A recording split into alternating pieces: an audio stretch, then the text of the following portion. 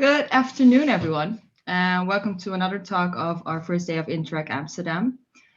So for anyone who's the first time attending, I just want to let you know that there are several ways to interact with us. In the bar, you will see a chat option, which if you are facing any technical issues, let us know and we'll try to fix them for you. And if you have any questions to Chimmy, please add them in the Q&A.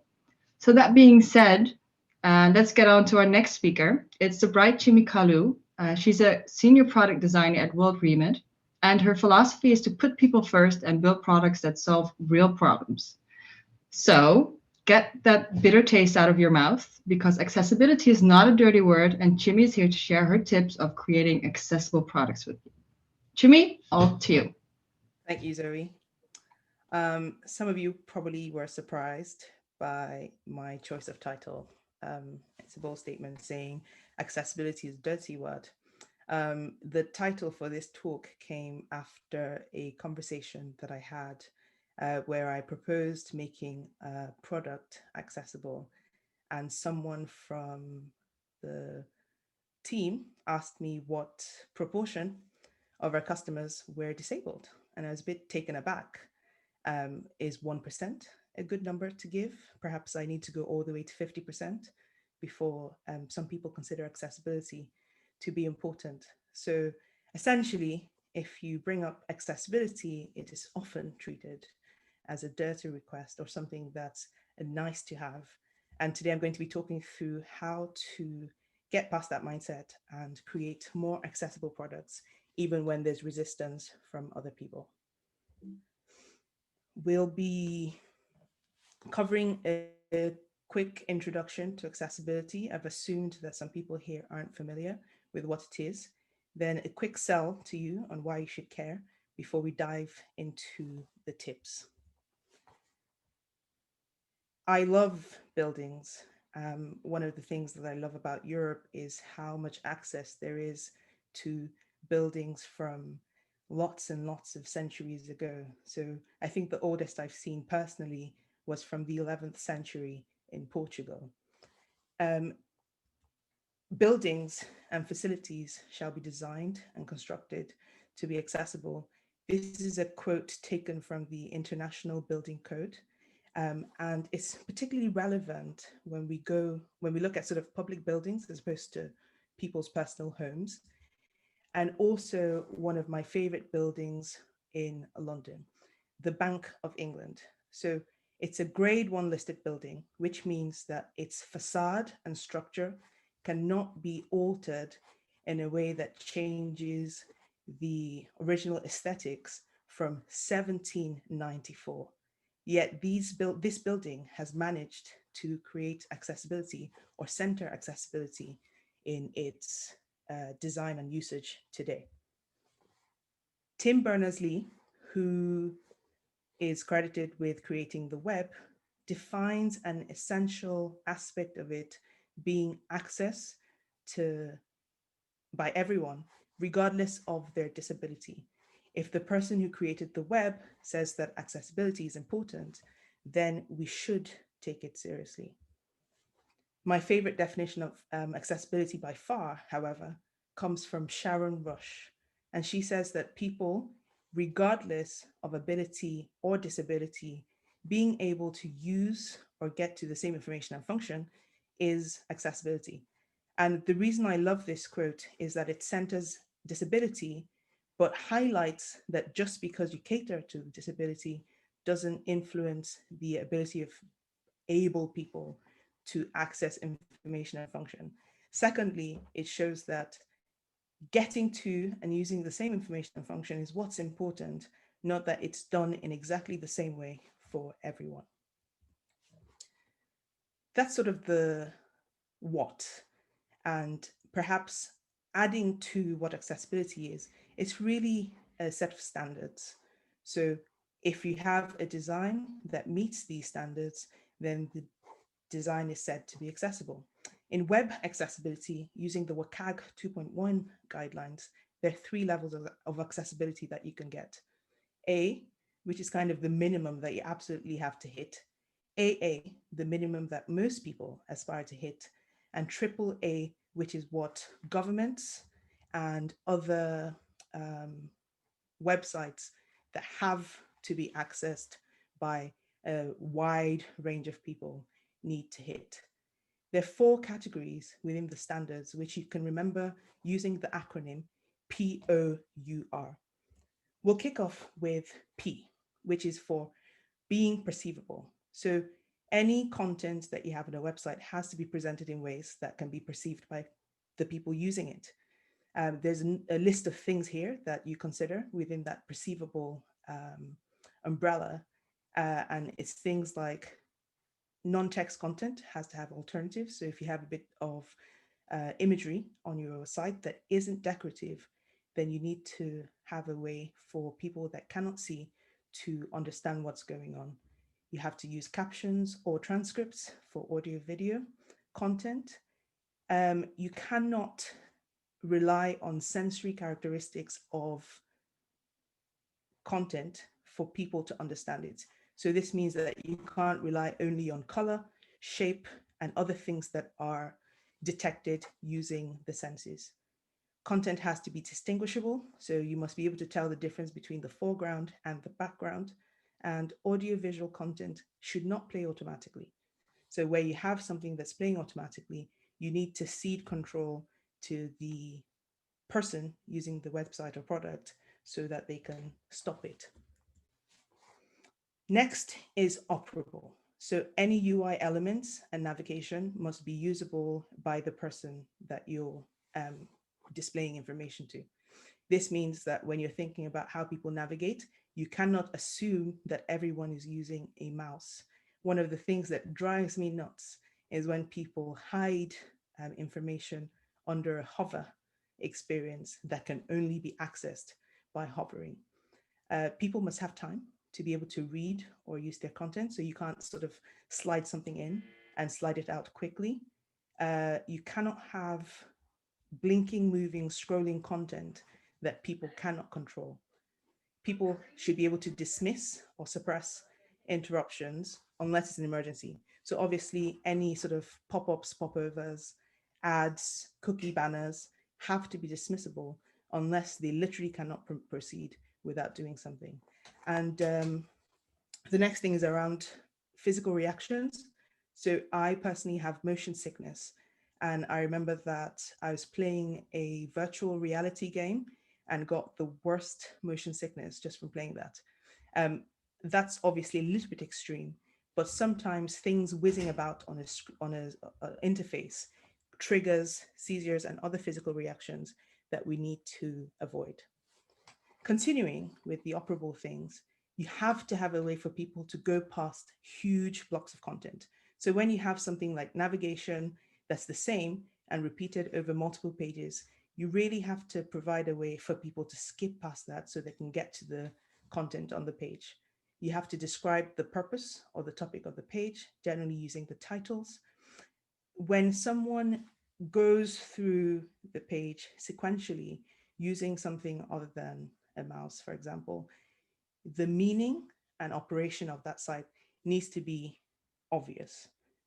Links must show their purpose or destination. So you can't have link text that says continue, click here, or other vague things that don't communicate any function to the person that's reading the content.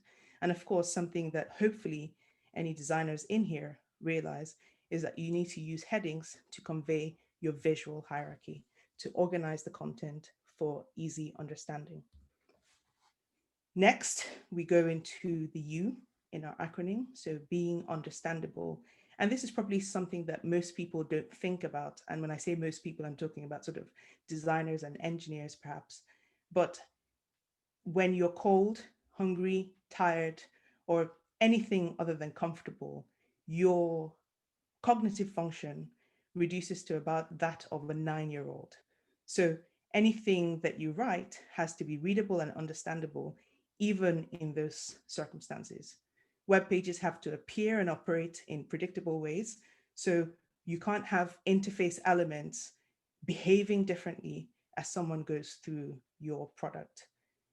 Error prevention is one of my favorite things to design for. You need to help people avoid mistakes as well as help them recover from them. Help needs to be provided. It needs to be context sensitive and available when people need it. And if you have or require that someone submit some information, then you need to ensure that that submission is either reversible, checked or validated by you in some way, or fed back, confirmed to the person.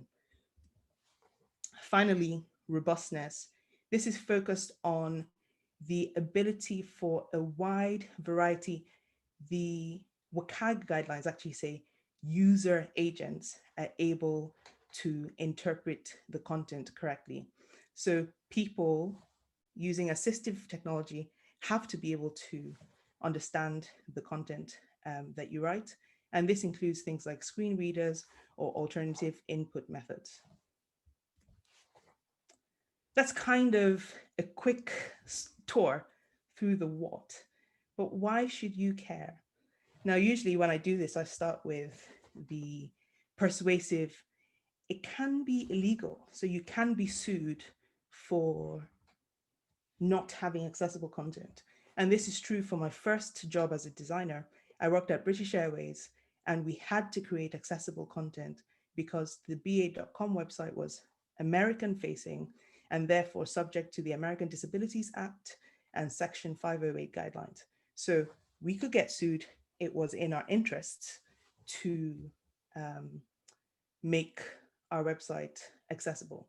There are other rules. So the government websites in the Netherlands have, as of 2011, to adhere to accessibility guidelines. UK websites, I live in London, are covered by the 2010 Equality Act. And the EU Directive on Accessibility of Websites and Mobile Applications requires that all member states adhere to the WCAG 2.0 guidelines. Yet, a staggering 70% of websites in 2018 were inaccessible. Today, it's more like 74% of government websites are accessible and 32%, I mean, listen to that number, 32% of private websites are inaccessible in 2020. That is shocking.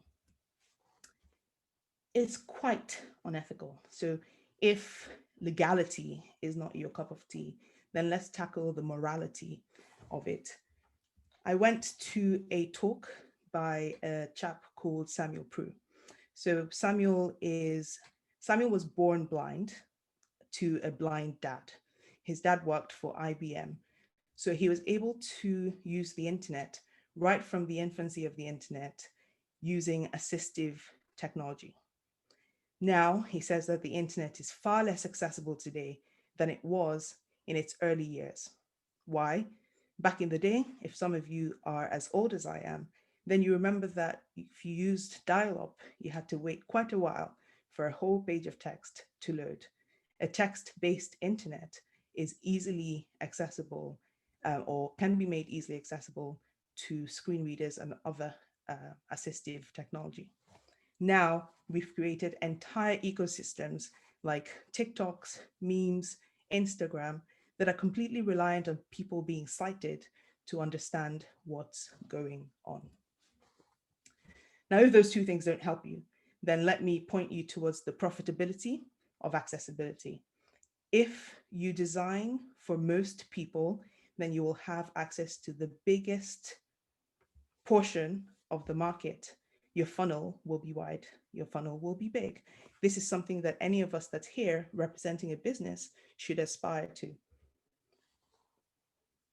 It wasn't until maybe a decade ago that I realized that I had all my life owned scissors that were ostensibly designed for people that were right-handed.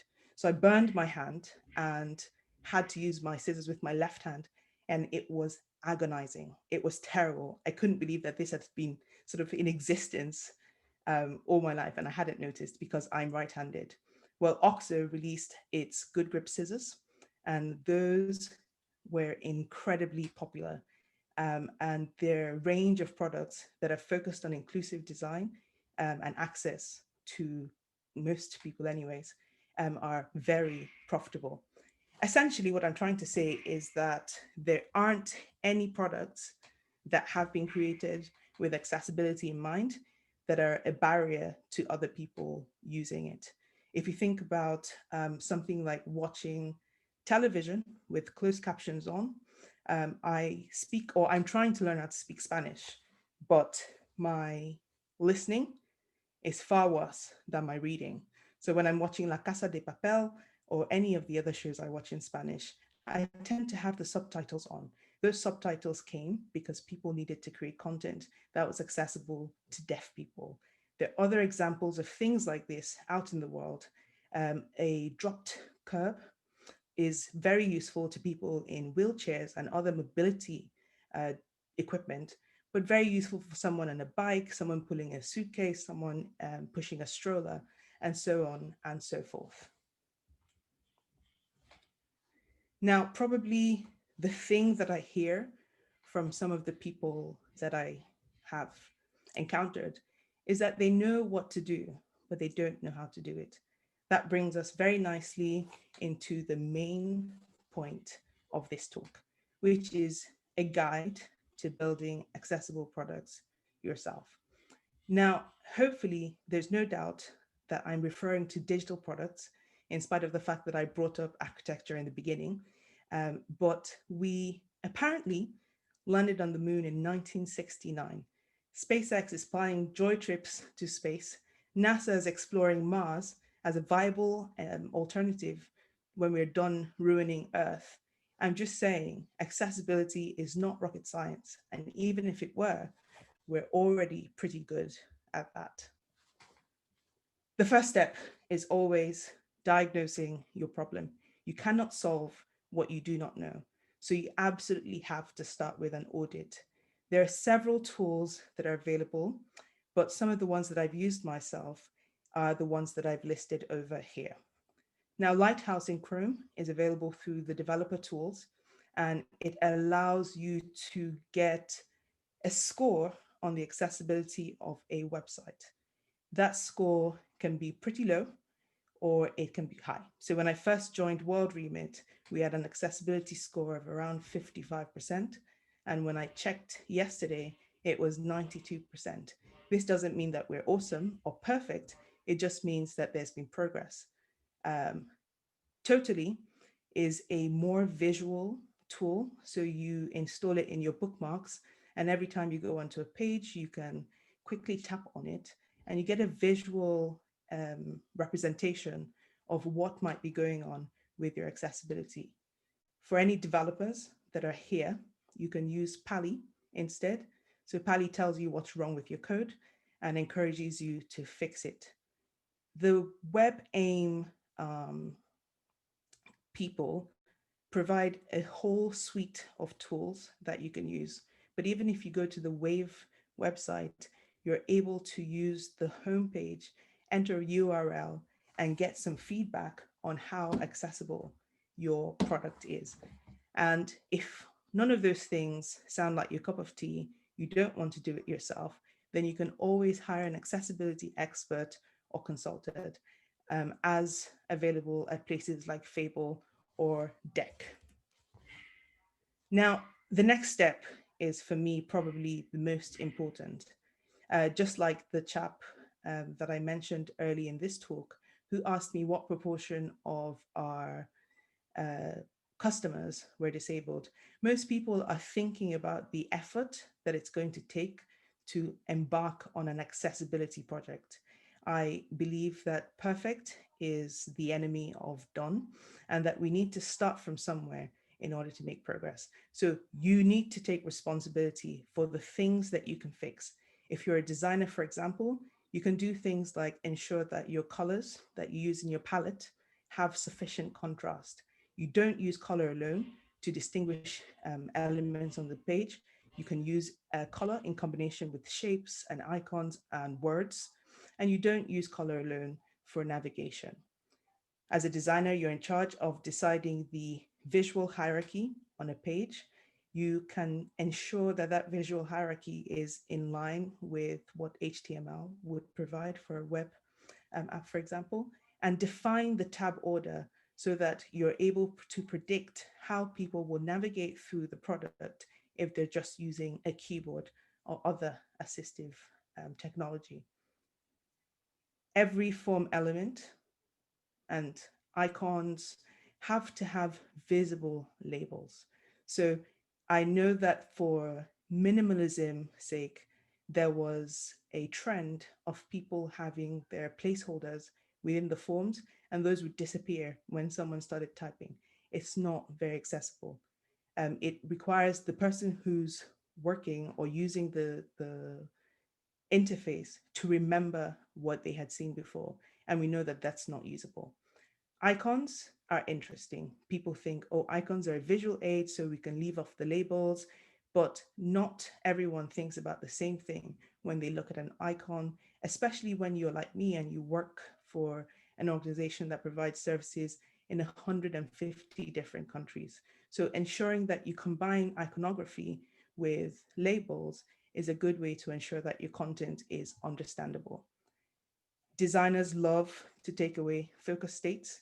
They say that the browser defaults are quite ugly.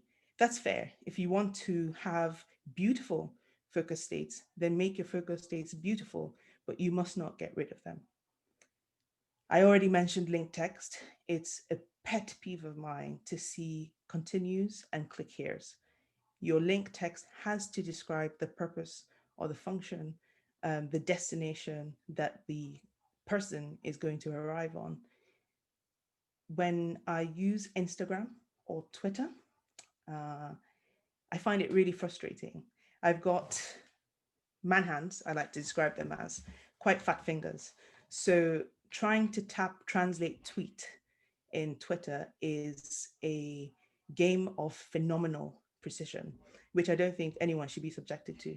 Now, if I'm struggling, you can imagine what anyone who has any kind of tremors or dexterity challenges must be unable to do. So try to make sure that your tap areas and targets are big enough for anyone to not need to be precise when they hit them. Your user interface elements have to behave consistently. So you can't have one icon that does something on one page and then a couple of pages deeper into the experience does another thing. People's mental models have to be able to predict how your interface or product will behave. And finally, you are in charge of the experience. Therefore, you can focus on ensuring that people are able to proceed without making errors. And even when those errors are encountered, they're able to identify them and recover easily. A couple of tools that I use myself include the Elsevier, and I never know how to say it, so forgive me if I say it wrong, accessibility checklist. Now, I like this one because whether you're a developer, a designer, or a tester, you get a nice one-page checklist that you can use to remind you of the accessibility guidelines. The other thing is that it sorts the guidelines, because if you go to the WCAG page, you will find that it's very, very long. The Elsevier accessibility checklist allows you to split out the guidelines by the standard that you're trying to meet. So if you're trying to meet A or double A, you're able to filter only for those things that you're looking for. I really like Spark, which I use within my design tools. So XD or Figma or Sketch, it's just a plugin and it helps you to determine the contrast levels of your colors. And finally, for those that are new to accessibility and are designers, you can go to the Ali portal and get some tips on how to annotate your design for accessibility. Developers. Now, obviously, I have not been a developer for a long time, so some of these might be not so explainable by me, but I know that these are things that developers can do themselves. You can create a skip to content or skip navigation option when you're designing a web page. If you're working on mobile apps, you can choose or advocate for native components. So iOS and Android have put a lot of work into making their platforms accessible and including accessibility features. So if you use those components instead of creating your bespoke ones, then you will get those accessibility features for free. Images have to have alt text unless they're purely decorative. Hopefully your designer will tell you what's decorative and what's not. And you should use well marked up HTML. If you write HTML semantically as written, then you will not have any problems with accessibility. Finally, you can install Pally. Pally lets you know whether your code has met the accessibility standards. For anyone else who's in charge of creating the content, and this might be like UX writers, copywriters, editors, you absolutely have to pay attention to what you do. So write for a 9-year-old. The literacy level that all of us are reduced to when we're under any sort of stress is 9-year-olds. I find that the Hemingway app is really great for checking readability. There are other tools, but this is my favorite. Your microcopy has to be consistent and in line with how people think about the world. So, for example, you can't use edit, change, modify, update in the same interface. Choose one so that it will be consistent for your customers. When you have a complex idea to communicate, try to use some visual aids. So illustrations should not exist on their own, but when you have the words next to the illustrations, it helps the customers get a better grasp of what you're trying to tell them. And finally, when you have audio-visual content, please ensure that you provide some captions or transcripts. Now, some people think that this only applies to disability, but I remember going to Japan for some user research and discovering that because of the work culture and a desire to seem productive, even when one is not, the people I interviewed at least, which would watch videos at their desks and were delighted when they had captions so that they could do it without alerting their bosses to what they were doing. Next, do not ask for permission. I want you to learn from my lesson. Once you ask, then people see it as an accessibility project. But if you just deliver the thing that you're responsible for and it's accessible, no one's going to be like, oh no, I understand that too clearly, or that contrast, wow, killing me. No, just do it and you will move on in terms of your accessibility. My fourth one, which is probably for me my favorite, is design with people that are disabled as opposed to for them. Now, the actual experts that we have on accessibility are people that are disabled. So we need to make sure that we're including them more in our process. If you can hire them, please do so. Some of the people I've worked with include developers, testers that have disability and are therefore able to provide perspective that you cannot provide if you don't have disability. Test with them in user research if you're unable to hire them onto your teams. Consult them if you can. It's better to work with disabled people instead of relying on standards because standards tend to be written, unfortunately, by able people. I personally follow a lot of disability leaders on social media because I find that the perspective that they provide is incredible and very helpful. Now, if you've managed to achieve all of those things and you're kind of thinking about the way to elevate your accessibility, then you need to make sure that you put it into your process. I don't believe in relying on people to do the right thing. I like process to ensure that they will do the right thing. So why don't you try to create design templates or ways of working that include your accessibility annotation? Ensure that your definition of ready or your definition of done includes accessibility as a criterion. Ensure that your code will break if it isn't accessible, so you can deploy Pally in a way that it actually stops a deployment if something isn't accessible. And then provide some training. If everyone knows what they can do, then you'll find out that you're getting more and more accessible products, even if you're not sort of approaching it from an accessibility project perspective. The way I see it, if all that we do is we leave here and go and include one group of people that we're currently excluding, then that 32% of websites that are currently inaccessible will start to change. Thank you.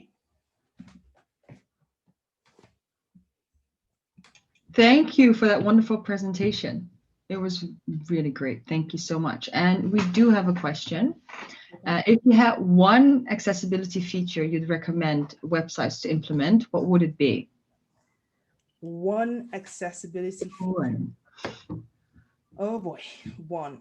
Well, I would say the things to do with dexterity. The thing that is most frustrating in the world is that lots of websites and websites really do not provide any way for you to navigate if you don't have a mouse.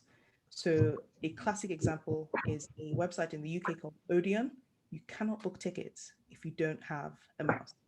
Like literally, things are hidden with hovers and other things that you can't achieve if you only have a keyboard or other assistive things. So that would probably be my number one thing. Ensure that people can use your site if they don't have a mouse. Thank you for your answer. That was a question by Alex Schitzinger. I hope I said that right. Are you familiar with it? I am very familiar with Alex. And then there's another question. Actually, it's two people asking the same question. If there are particular disability leaders that you would recommend for us to follow? Yes. So there's, hold on. I'm literally looking at my phone now because there's Jaipreet Verdi, who's deaf. There is, I think, Alex Wong, but I have a feeling that I'm you know what we'll do is because we'll send out an email to everyone anyways, and then we'll include yes, some of the social media links that you would suggest. Yes, I will do that. Thank you. Perfect. Are there any other questions? I don't think so. So then I really want to thank you for your time and the wonderful presentation. If anyone does have any questions, I'm sure they can reach out to you via LinkedIn. And we'll send an email out with the recording of this session. And we'll send a link of the people that you suggest we should follow. Thank you so much for the presentation. Zoe. Thank you, everyone. People, thank you for joining, and hopefully we'll see you again tomorrow. Bye. Bye.